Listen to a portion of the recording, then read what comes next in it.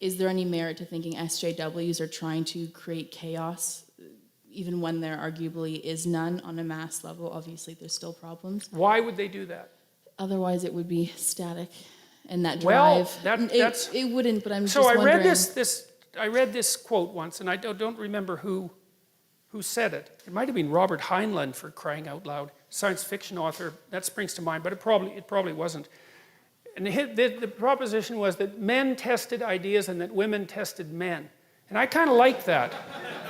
There's something about that, you know. And now, obviously, it's an overgeneralization, but we also don't know to what degree women test men sheerly through provocation. It's a lot, because like if you want to test someone, you don't have a like little conversation with them. Like you poke the hell out of them and you say, okay, like I'm gonna like go after you and see where your weak spots are.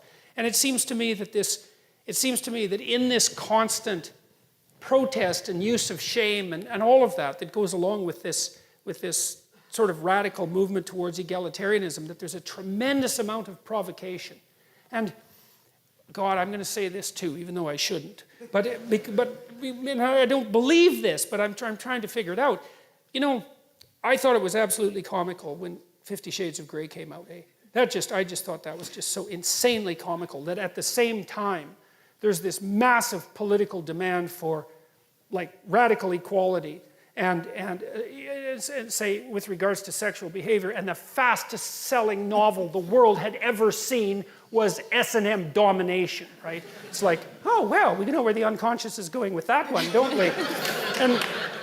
And sometimes I think, like, because one of the things that I've really tried to puzzle out, and it's not like I believe this, right? I'm just telling you where the edges of my thinking have been going, is that you have this crazy alliance between the feminists and the radical Islamists that I just do not get. It's like the feminists, it's like why they aren't protesting nonstop about Saudi Arabia is just completely beyond me. Like I do not understand it in the least.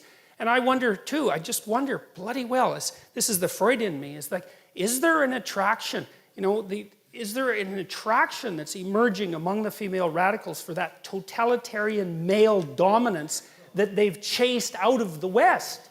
And I mean, that's a hell of a thing to think, but after all, I am psychoanalytically minded, and I do think things like that. Because, like, I just can see no rational reason for it. The only other rational reason is that, well, the West needs to fall, and so the enemy of my enemy is... My friend, exactly.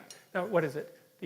I got that wrong, but... The enemy of my enemy is my friend. Yes, exactly. Yeah, that's why Islamists tend to vote liberal as well. Yes, well, so that could be the case. But I'm not going to shake my suspicion about this unconscious balancing, because as the demand for egalitarianism and the eradication of masculinity accelerates, there's going to be a longing in the unconscious for the precise opposite of that, right? The more you scream for equality, the more your unconscious is going to admire dominance.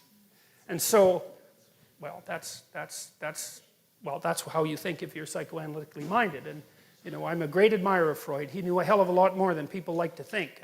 And so, which is partly why everyone still hates him, even though it's been 100 years since he's, you know, really been around. So, all right, we should stop.